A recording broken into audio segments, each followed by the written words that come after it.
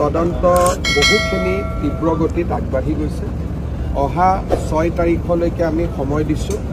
শ্যামকানু মহন্ত, সিদ্ধাৰ্থ শৰ্মা আৰু 8জন ছিংগাপুৰত থকা অসমীয়া ব্যক্তিক আমাৰ CIDত আহি সন্মুখীন হ'বৰ বাবে সকলোৰে নটিচ আমি ভাৰতৰ ছিংগাপুৰত থকা ৰাষ্ট্ৰদূতৰ হতেদি পঠুৱাই দিছোঁ আৰু ইণ্টাৰপলৰ জৰিয়তে সিদ্ধাৰ্থ শৰ্মা আৰু শ্যামকানু মহন্তৰ বিপৰীতে লুকআউট নটিছো আমি ইতিমধ্যে জাৰি কৰিছোঁ যাতে তেওঁলোক কোনো বিদেশী ৰাষ্ট্ৰলৈকে পলাই যাব নোৱাৰে।